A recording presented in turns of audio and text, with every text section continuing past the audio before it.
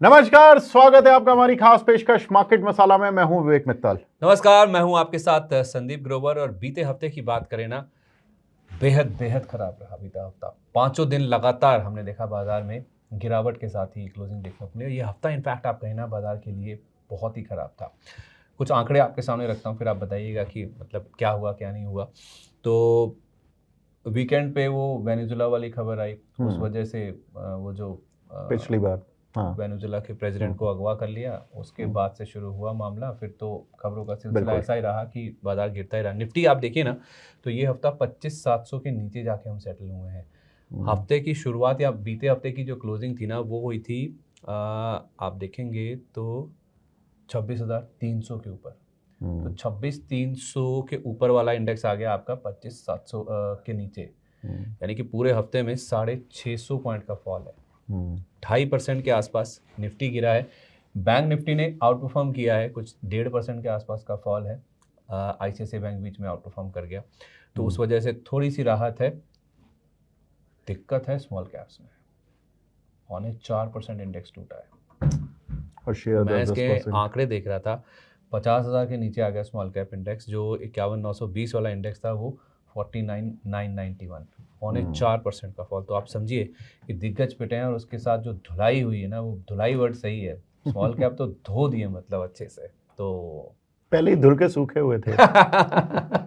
तो दाग रह गया थोड़ा सा है, फिर धो दिया। फिर से फिर उतारा पकड़ा गया। उतारा, पहना नहीं, फिर धो दिया।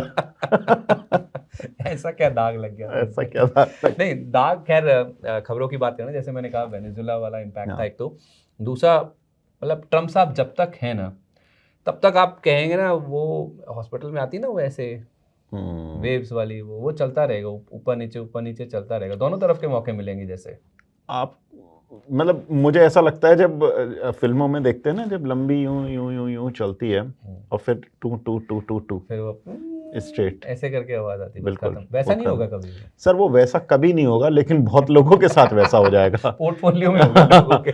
मतलब अब स्थिति ये आ गई है कि लोगों का मन उबने लगा है मार्केट से। हाँ, ठीक है, देखो आप कब तक वेट करोगे, कब तक? आप देखो 2008 का फॉल था, जनवरी में आया, मार्च 2009 से रिकवरी आई, 15 महीने। ठीक है, कोविड का फॉल आया, मार्च जनवरी से शुरू हुआ था वो फॉल भी। मार्च में मोटा मोटी, मार्च में मतलब ब्रॉडर हो गया था, लेकिन जनवरी 24 जनवरी उस दिन से फॉल शुरू हुआ था। दुनिया भर के बाजारों में सेल ऑफ शुरू हुआ था 2020 में। और वो फिर मार्च अप्रैल तक उसने अपना बॉटम लगा के और अपना फिर मई से रिकवरी शुरू हो गई थी और अच्छे खासे शेयर गिरे थे।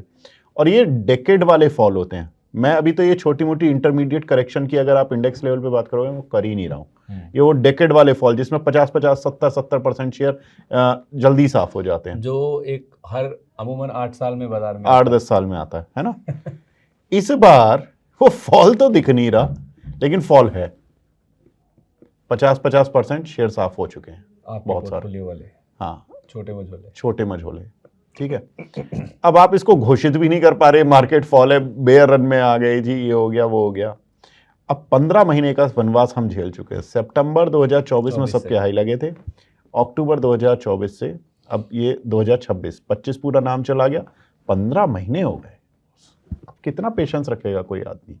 म्यूचुअल फंड की अगर एसआईपी डाल रहा है, म्यूचुअल फंड में पैसा डाल रहा है, वो देख रहा है कि ठीक है उसको 5% रिटर्न आ रहा है या 7% रिटर्न एफडी में आता है, लेकिन अगर आप उसको देखोगे उसके म्यूचुअल फंड में, तो उसका रिटर्न आ रहा है -10, -5, -12, 20, जैसा जिसका जब इन्वेस्टमेंट है।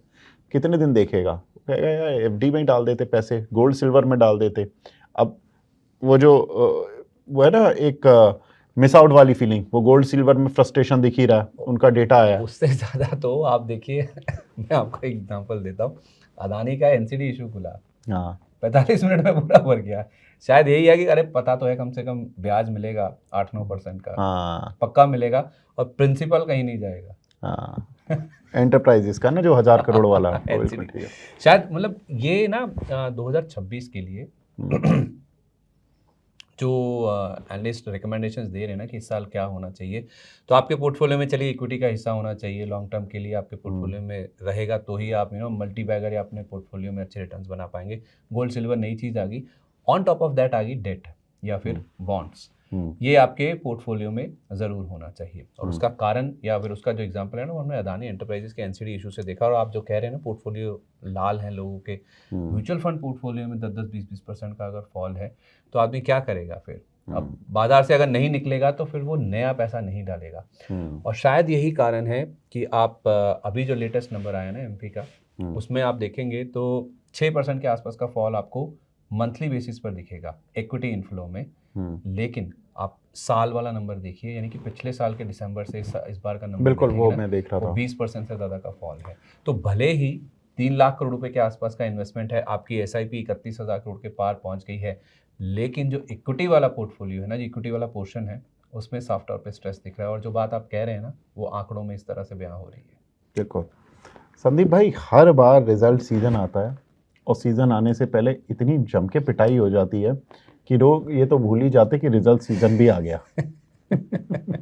नहीं बिजनेस अपडेट्स अच्छे आए हैं। लेकिन सर बिजनेस अपडेट का क्या करूं जब पोर्टफोलियो अपडेट ठीक नहीं है। नहीं वो ठीक है आपकी बात, लेकिन उसमें साथ में ये भी है ना, वो अब पता नहीं कहना चाहिए नहीं कहना चाहिए, हमारे कर्म भी तो है ना कि ट्रम्प साहब फिर वापस आ गए। सारी दुनिया मतलब कहते हैं ना दुनिया गोल है, और ट्रम्प साहब एक आदमी मतलब आने से देखिए कैसे दुनिया उथल पुथल हो रही है। अच्छा, किसी को मैं इस समय ये सोचता हूँ, portfolio managers, mutual fund manager कितनी मुश्किल जॉब में होंगे। मतलब आप इंडेक्स गिर नहीं रहा, आप बता नहीं पा रहे हो कि बेंचमार्क के कंपैरिजन में आप कहाँ खड़े हो। कोई अगर ये अदा कदा कोई कहता है कि जी स्मॉल कैप इंडेक्स मान लो इस वीक में 4% गिर गया, ये मेरा फंड ने आउट परफॉर्म किया, मेरा 2% गिरा। अरे भैया गिरे तो आप भी, ठीक है, गिरे तो आप भी। अब वो निवेशक को कहाँ समझ आता है जी 4% दुनिया गिरी, मैं 2% गिरा, कि आग तो मेरे घर में भी लगी, वो कम लगी ज्यादा लगी फर्क नहीं पड़ता। तो वो ये सिचुएशन ना टैकल करना बहुत मुश्किल होता है। और ये एडवाइजरी जो है ना बहुत टफ बहुत टफ जॉब है। मतलब आप एक तो पैसा लेके लोगों को एडवाइस कर रहे हैं, फिर आपका पैसा मतलब जो पैसा आपने लिया है लोगों से वो पैसा टूट रहा है, फिर आपके साथ दुर्दशा जो होगी, दुर्दशा जो होती है बड़ी खराब होती है सर। मतलब तो आप उतने दुखी तो अपने पोर्टफोलियो को देख के नहीं होंगे, चाहे म्यूचुअल फंड का हो चाहे आपका खुद का हो, लेकिन जो क्लाइंट आपको सुनाता है ना आके, अगर आप एडवाइजरी में है पैसा दे के आपसे, आप अपने को तो समझा सकते हो ना, आपको पता है कि ये चीज अच्छी है, लेकिन ये मतलब नीचे आ गई है। 4% और 2% आप ही के लिए तो है, हाँ, क्लाइंट नहीं समझता इस चीज को। हाँ वही चीज है। तो ये खैर गेम है। लेकिन खैर इसमें ना ट्रम्प साहब वाला वो जो 500% वाला टैरिफ लगा दूंगा, धमकाना, वो बम फोड़ना, वो सब तो चलता रहेगा सर। क्योंकि जो फॉल आया ना सर, देखिए आप जो पूरा हफ्ते का फॉल है ना, अगर आप चार्ट देखेंगे ना निफ्टी का 5 दिन में, जो लास्ट के 2 दिन है वो बड़ा मेजर फॉल है। मतलब 1.5%, 2% एक ही दिन में आपका जो गिरावट है वो आप देखेंगे ना, तो वो ज़्यादा चिलमिलाहट पैदा करती है किसी भी निवेशक के मन में। बिल्कुल ठीक तो आप गिरे 5 दिन है, लेकिन लास्ट के जो 2 दिन है, स्पेशली वो जो 500% टैरिफ वाला जो बम फूटा उसके बाद, वो ज़्यादा सीवियर है।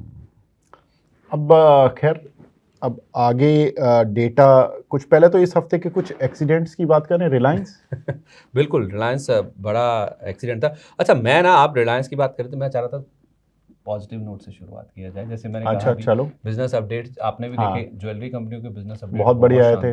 टाइटन का क्या जबरदस्त डेटा आया। कोई भी किसी भी ज्वेलरी कंपनी का उठा लीजिए, कल्याण का देख लीजिए, टीवीजी का देख लीजिए, किसी का भी देख लीजिए, सेनको गोल्ड का मैंने और वो ऑब्वियस भी था क्योंकि गोल्ड के प्राइजेस बढ़े हैं तो इनकी सेल्स में तो दिखना ही था, वैल्यू टर्म में तो दिखेगा। मुझे सिर्फ यही देखना सर कि क्या ये मार्जिन्स, मुझे तो वॉल्यूम ग्रोथ देखनी है। तो दो चीजें होगी, फिर वॉल्यूम ग्रोथ भी देखेंगे और मार्जिन भी देखेंगे। तो आपके प्रोडक्ट के प्राइजेस बढ़े तो आपकी सेल्स में रिफ्लेक्ट हो गया, वो रियलाइजेशन बढ़ गया, लेकिन क्या आपने जिस भाव पे लिया क्या उस पर आप मार्जिन बना पा रहे हैं, नहीं बना पा रहे हैं, वो एक देखने लायक बात होगी। आपने टॉप लाइन पे तो रिएक्ट कर दिया, अभी मार्जिन की पिक्चर और बॉटम लाइन कहाँ पे आती है, क्या जिस तरह से इनकी सेल्स बढ़ी है क्या उससे मुनाफा भी बढ़ा है नहीं बढ़ा है, वो देखने लायक बात होगी। खैर इसके अलावा ये बनाने जो मेकिंग चार्ज होते हैं ये generally on the total value पर होते हैं जितना मुझे पता है। तो अगर टोटल वैल्यू बढ़ गई तो उस पर जो इनका मेकिंग चार्ज है वो इनका भी बढ़ गया होगा, तो रियलाइजेशन मेरे ख्याल से इनका मतलब आ जाएगा, लेकिन एबिटा बढ़ जाएगा, लेकिन हो सकता है मार्जिन्स उतने ना बढ़े कि टोटल वैल्यू मतलब जो आपने कमाया making charge divided by the value of the this जो भी आभूषण आपने खरीदा, हाँ उस पे उन्होंने हो सकता है मार्जिन्स का कंप्रोमाइज किया हो कुछ कंपनियों और ने। दूसरी बात ये भी है कि भले ही आपकी सेल्स बढ़कर आई क्योंकि सोने चांदी की कीमतें बढ़कर आई हैं, वॉल्यूम नहीं आया, लेकिन नंबर ऑफ क्लाइंट्स आपके कम हो सकते हाँ, हैं, exactly. नंबर ऑफ ऑर्डर्स जो आप हाँ, प्रोसेस बिल्कुल कर है रहे हैं, भाई। तो वो आपने एक चीज देखने वाली होगी। बिल्कुल है। अब सोना जब 1.25 लाख 1.5 लाख पहुंच जाएगा, चांदी 2.5 लाख पहुंच जाएगी। अब आपने पिछली बार 1 किलो चांदी बेची तो 70,000 की थी, इस बार आपने 500 ग्राम भी चांदी बेची तो 1.25 लाख की थी। तो भाई आपका वैल्यू टर्म तो आपकी ज़्यादा हो गई, और आपने जो आपकी क्वांटिटी है वो कम हो गई, तो वो देखना बड़ा और इंपॉर्टेंट दूसरी होगा बात, इस बार। पर ऑर्डर जो क्वांटिटी है ना, हम्म, वो भी कम।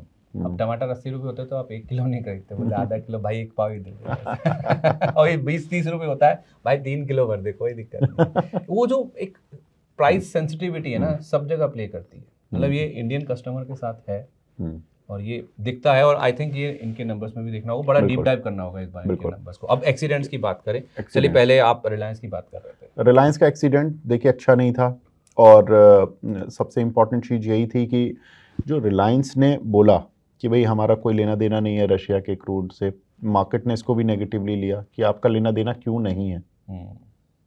भैया सस्ता क्रूड तो वहीं से मिल रहा था, और आप कह रहे हो कि हम ले नहीं रहे, तो आप में यानी महंगा क्रूड खरीद रहे हो। तोड़ दिया मार्केट ने। अब वेनेजुएला की बात आती है।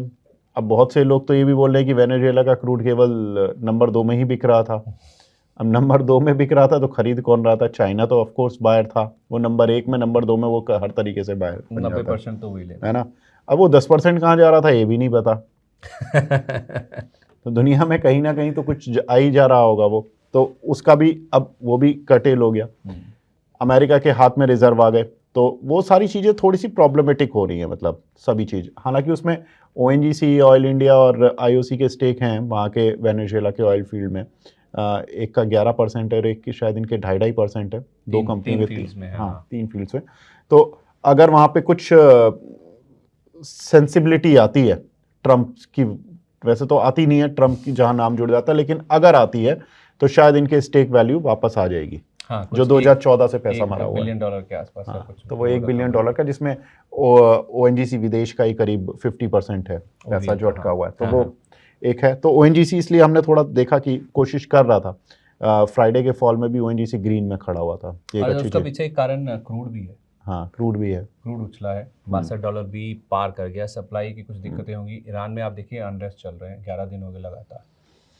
तो वेनेजुएला, ईरान, रशिया, यूक्रेन तो चल ही रहा है, तो वेनेजुएला उसमें आप और जोड़ लीजिए। बिल्कुल, मतलब सारे क्रूड ऑयल नेशन जोड़ लीजिए आप। अमेरिका ने हमेशा क्रूड ऑयल नेशन को सबसे पहले निशाना बनाया, तो वो भी है। अच्छा, रिलायंस वाले में एक जो इंटरेस्टिंग चीज़ सामने आई ना, जब फॉल आया जून 2024 के बाद सबसे बड़ा, उसके एक दिन पहले जस्ट शेयर ने रिकॉर्ड हाई टच किया। हाँ, वो 1611.80 का। बिल्कुल। और वहाँ से ये हफ्ता कहाँ खत्म किया लाके 1611 वाले ने 1476 रुपये पर आके। तो भाई आपका सबसे बड़ा स्टॉक जो है, सबसे इंडेक्स में वेटेज रखने वाला, अगर वो करेक्ट हो गया इतना ज़्यादा 1611 से 1476, तो फिर आपका इंडेक्स तो फिर जाहिर सी बात है उसका असर दिखाएगा। तो रिलायंस बड़ा एक्सीडेंट था। उसके साथ साथ एचडीएफसी बैंक साइलेंटली सही, निफ्टी 5 दिन गिरा ना, तो एचडीएफसी बैंक भी 5 दिन गिरा है। वो भी साइलेंटली गिरा। आईटीसी अभी तक एक्सीडेंट से उभर ही नहीं पा रहा। रोज उसमें से ऐसा लग रहा है जैसे कुछ ना कुछ निकल जाता है। एक गाड़ी गिरी, उसके 2 टायर निकले, अब तीसरा टायर भी कोई चोरी करके ले गया, चौथा टायर भी कोई चोरी करके ले गया, बाद में स्टीयरिंग भी ले गया। आईटीसी की हालत ऐसी हो रही है, पता नहीं कहाँ रुकेगा। खैर, उसमें 330 का मैं बता दूं, मैक्यूरी का लास्ट टारगेट जो सब साथ हमने 9 ब्रोकरेज हाउसेस के टारगेट देखे थे संदीप भाई, उसमें सबसे कम मैक्यूरी का था। तो ये बुधवार को ही हो गया था। हाँ, मैंने बाद में देखा नहीं। 337-38 अभी मैंने ये फ्राइडे को ही देखा है। हाँ, इस हफ्ते का 336 का लो है। 336 का लो है, वो फ्राइडे लगा है। तो 338 के करीब पर बंद हुआ है ये शायद। तो मतलब एक होप है अभी। 330 का एक वो है मैक्यूरी का लास्ट टारगेट, जो कि सारे ब्रोकरेज हाउसेस के रिड्यूस वाले टारगेट है। सबसे बेरिश मैक्यूरी 330। तो वो एक थोड़ा सा देख लेना आप। कोल इंडिया का ये जो सब्सिडरी का आईपीओ ये चल ही रहा है, बीसीसीएल वाला। अब इसमें भी देखिए मार्केट सेंटीमेंट की वजह से जो ग्रे मार्केट प्रीमियम था वो आधा रह गया ऑलमोस्ट। लेकिन ये है कि देखिए अदानी एंटरप्राइजेस वाला इशू अगर 45 मिनट में भरा ना, ये आधे घंटे में पूरा हो गया। हाँ, तो ये अच्छी चीज है। देखिए होना ही था, वो तो मतलब स्वाभाविक था, क्योंकि एंकर इन्वेस्टर आ गए 273 करोड़ रुपए के बड़े आ गए। एनआईए का पोर्शन बहुत तेजी से सब्सक्राइब हो रहा है। भले ही 11 रुपए के आसपास, 11.5 के आसपास आपका ग्रे मार्केट प्रीमियम बचा है, लेकिन फिर भी एनआईए को लिक्विडेटिव लग रहा है ये। मतलब ना, इसके ना मैं एक स्टडी कर रहा था, मतलब मैं नहीं कह रहा हूँ कि कोई इसमें कनेक्शन है या कोई लिंकेज है। जैसे आरएन ने भी कहा कि ये ब्लूमबर्ग की रिपोर्ट और शेयर की फॉल से कोई कनेक्शन या लिंकेज नहीं है। ऐसे ही IRFC आपको याद होगा, वो भी आया था जनवरी 2021 में, 25 से 26 रुपए का प्राइस बैंड था, फिर कई गुना हुआ था वो शेयर। वो भी जनवरी में आया था, यही टिकट साइज है और इसी समय ऐसी ही टाइमिंग थी। मतलब मैं ग्रह आपको दशा, आंकड़े बता ग्रह रहा दशा और कुछ नहीं। ग्रह दशा कि 2021 याद कीजिए, सरकारी कंपनी आई थी 21 से 23 रुपए के आसपास। जोड़ते रहिए। नहीं नहीं, ठीक है। देखो, एक चीज है कि इससे अगर ये IPO सक्सेसफुल हो जाता है, गवर्नमेंट को एक चीज तो पता लगेगी कि कहीं से तो कुशन आ रहा है, वरना बेचारे परेशान तो होंगे। देखिए, हम तो अपने पोर्टफोलियो और हम अपने सारे जब ये दर्शकों के पोर्टफोलियो शेयरों का हाल देखते हैं तो परेशान हो जाते हैं, लेकिन चीज़ ये होती है कि जब आप अपने म्यूचुअल फंड के पोर्टफोलियो हम देखते हैं वो ख़राब हो गए हैं, अगर आप देखते हो दर्शकों के इंडिविजुअल पोर्टफोलियो वो ख़राब हो गए, तो एक अजीब सा फील होता है। फिर आता है कि जब गवर्नमेंट सोचती होगी कि यार देश में कितने सारे सेक्टर्स हैं ख़राब हो रहे हैं because of the external forces, लेकिन चलो कहीं तो सुकून है, कहीं से तो पैसा आ रहा है, उम्मीद है, तो वो एक सुकून वाला होगा। अब जैसे सरकार देख रही है, बाकी लोग देख रहे हैं, ट्रम्प साहब भी देख रहे हैं क्या ये छोटे मझोले जो हमारे रिटेल इन्वेस्टर उनके पोर्टफोलियो? पता क्यों कह रहा हूँ, जैसे ही छोटे मझोले स्टॉक चलने लगते हैं ना, कहीं से कोई खराब खबर आ जाती है और ट्रम्प साहब उठ के आ जाते हैं। मुझे लगता है उनके लड़के बता देते होंगे, मुझे लगता है उनके पिछले लड़के हफ्ते हम बता बात देते कर रहे थे होंगे। कि पहला कुछ ऐसा इंडिकेशन मिल रहा है कि शायद छोटे मझोले शेयर चलने लगे, बड़ा डर डर के बोल रहे थे हम भी। वो डर सही साबित हो गया। लेकिन संदीप भाई पता क्या, एक चीज है, एक लड़ाई जब केवल वॉर ऑफ वर्ड्स से होती है ना, वो लड़ाई खतरनाक होती है। क्यों? क्योंकि उसमें आगे एस्केलेशन की संभावना होती है। लेकिन जब वो दोनों एक दूसरे से मुक्केबाजी पे उतर आते हैं या ठीक से लड़ने लगते हैं, तब वो लड़ाई एंड पॉइंट की तरफ जाती है, या तो एक आदमी मारा जाएगा या फिर वो लड़ाई को रुकवाने आ जाएगा। वही तो बाजार चाहता है बस, क्योंकि बाजार को क्लैरिटी चाहिए हर चीज। बाजार को मैं कह रहा हूं 500% टैरिफ लगा दो भैया आप, उस दिन फिर बॉटम बन जाएगा, जिस दिन हो जाएगा ना। हाँ, बाजार अब इससे बुरा नहीं होगा कि हाँ ठीक है ये खराब है, कोविड के टाइम पे आपका जो बॉटम लग गया, उसके बाद जब जैसे ही खबर आई कि हाँ वैक्सीन आ रही है, उसके बाद बाजार ने मुड़ के नहीं देखा। बस आ गया कोविड, आ गया, आपने झेला, जो भी दुखद हुआ लोगों के घरों में, परिवारों में, सब कुछ बाजार ने सब कुछ डिस्काउंट कर दिया। भावना तो है ही नहीं बाजार में। बिल्कुल, खबर आनी चाहिए, क्लैरिटी होनी चाहिए। बिल्कुल, आप 500% टैरिफ लगा दीजिए, कोई दिक्कत नहीं है। ये जो बार बार शेयर आया ना, शेयर आ ही नहीं रहा। वो आप देखो ना, भारत पाकिस्तान के युद्ध में भी यही हुआ था, जो वो मई में एक छोटा सा वो हुआ था, जब तक वो आपस में बॉर्डर वाली बातें लड़ रहे थे, जब तक मार्केट परेशान था। जब युद्ध शुरू हो गया था, मतलब गोलाबारी शुरू हो गई, मार्केट संभलने लग गया था। आप ये देखोगे जिस दिन उन्होंने सीज फायर किया, सैटरडे संडे को, फ्राइडे को पता नहीं, शायद मार्केट के किसी महकमे को पता था, शॉर्ट कवरिंग करके ले गए थे। मुझे ऐसा लग रहा है कि ये जो मार्केट है ना, ये जिस दिन एक बड़ा टैरिफ लगेगा 100-50%, जो भी 200 500, वो उस दिन 1-2 दिन बॉटम बनाएगा, जो भी बनाएगा, और फिर उसके बाद जो रिकवरी आएगी, क्योंकि सेटलमेंट होगा, या तो इंडियन गवर्नमेंट झुक जाएगी या डोनाल्ड ट्रंप कुछ सेटलमेंट के लिए आ जाएंगे, जो भी है, तो वो मुझे लगता है कि कुछ ना कुछ तो होगा। बिल्कुल। अच्छा, इस हफ्ते ना एक चीज और जो बड़ी हुई ना, वो है IEX, जो एप्टेल में सुनवाई होने वाली थी। 6 तारीख को पहले सुनवाई हुई, उसमें आया कुछ भी नहीं, लेकिन ऐसी बाजार में उम्मीद बन गई कि शायद CERC की जो वकील है वो अपना ऑर्डर वापस लेने के लिए तैयार है। उसमें सेबी की फाइंडिंग्स भी हैं, कुछ 172-173 करोड़ का जो इनसाइडर ट्रेडिंग वाला मामला है ना, उसको एप्टेल ने भी ऑब्जर्व किया। IEX भी कह रहा है कि सेबी की फाइंडिंग्स को छोड़ दीजिए, उसके अलावा भी ये फैसला ही गलत है, इसको वापस ले लेना चाहिए। शेयर चल गया 14% एक दिन में। 9 तारीख को जब फाइनल सुनवाई हुई ना, तो CERC के वकील साहब आके कहते हैं, साहब जी रुक जाइए, अभी हमें और समय चाहिए। पहले जहां बातचीत ऐसी चल रही थी कि वो कह रहे हैं कि हाँ हम एप्टेल से इंस्ट्रक्शन लेने को तैयार हैं कि हम वो फैसला वापस ले लेंगे। इस वजह से शेयर एक ही दिन में 30% गिरा था, राइट, 22 जुलाई का वो दिन था IEX का शेयर।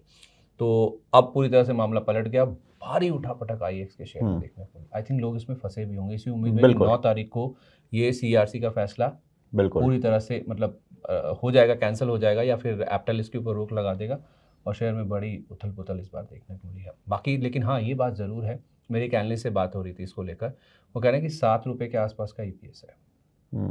एक ज़माना था इसको 50 के आसपास का मल्टीपल मिलता था, तब ये शेयर 350 जाने की बातचीत थी, वहीं से मतलब करेक्ट हुआ था। लेकिन अगर आप 7 रुपये के EPS पर इन सब चीज़ों के साथ साथ आप बिजनेस अपडेट्स इनके देख ही रहे हैं, उसमें कोई प्रॉब्लम नहीं है, ग्रोथ लगातार हो रही है, तो 7 रुपये के EPS पर भी अगर आप 30 का मल्टीपल भी देंगे ना, तो भी 210-200 के आसपास के टारगेट थे। वो चीज़ें भी साथ साथ चल रही थी स्टॉक जाके 140 के भी नीचे सेटल हो गया, तो इस बड़ा समय तो बड़ा उथल पुथल देखिए वाला हफ्ता पता है संदीप भाई, बस एक ही चीज होती है, जब मार्केट इरेशनल हो जाता है ना, हम्म, और ये most of the time irrational ही होता है, बुल रैली में भी और थोड़ा सेल ऑफ में भी। जब चल रहा होता है तो तब भी वैल्यूएशन नहीं देखता है, 20 की चीज को 50 के पी मल्टीपल तक ले जाता है, और जब गिर रहा होता है उस समय ये 20 के पी मल्टीपल की चीज को 10 पे भी इज्जत नहीं देता। तो ये बड़ा प्रॉब्लम होता है। लेकिन हाँ, समझदार इन्वेस्टर यही चीज को ध्यान रखते हैं, और समझदार इन्वेस्टर उसी समय पर अपनी एंट्री करते हैं कि कहाँ उनको सस्ती वैल्यूएशन विद बेटर आउटलुक जो भी होगा, ये अपॉर्चुनिटी भी होती है। खैर, अब नेक्स्ट वीक की तरफ बढ़ते हैं। और उससे पहले ना समझदार इन्वेस्टर्स की बात करें, मुझे लगता है समझदार इन्वेस्टर वीआई में, वोडाफोन आइडिया में। क्यों मैं कह रहा हूँ, 31 दिसंबर थी जिस दिन कैबिनेट का फैसला आया था, 12 रुपये 80 पैसे का हाई लगाया शेयर, याद है? उसके बाद अगले ही दिन 10 रुपये 25 पैसे भी दिखा दिया, 12.80 वाला 10 रुपये 25 पैसे कर दिया।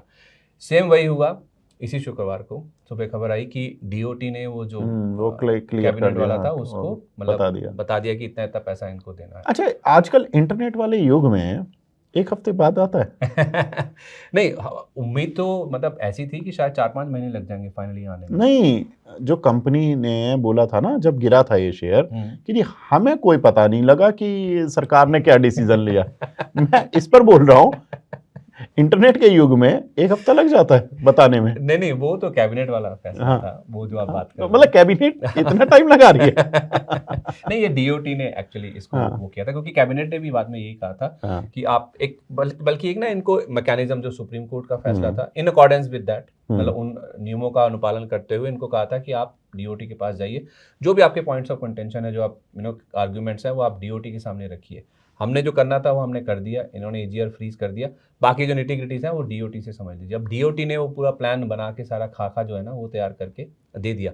अब खैर मुझे इस चीज़ में जो हैरानी हुई ना मित्तल साहब, जब कैबिनेट वाला फैसला आया था उस समय एनालिस्ट का एक्सपेक्टेशन था कि शायद हर साल इनको 800 करोड़ रुपए के आसपास देने होंगे, लेकिन जो शुक्रवार को सुबह खबर आई उनके उसके हिसाब से पहले 6 साल इनको 124 करोड़, फिर 4 साल इनको 100 करोड़ रुपए देने हैं। खबर उस दिन भी अच्छी थी, खबर शुक्रवार को भी अच्छी थी, लेकिन दोनों दिन स्टॉक में मुनाफा वसूली हुई। इसीलिए मैं कह रहा हूँ शायद स्मार्ट इन्वेस्टर्स वोडाफोन आइडिया में है, मतलब वो देर नहीं लगाते हैं इस चीज़ में, इस मुनाफा वसूली भी करनी है। मतलब एक सीखने वाली बात है, इस अगर आप वोडाफोन आइडिया का चार्ट देख लीजिए 31 दिसंबर का भी और शुक्रवार का भी।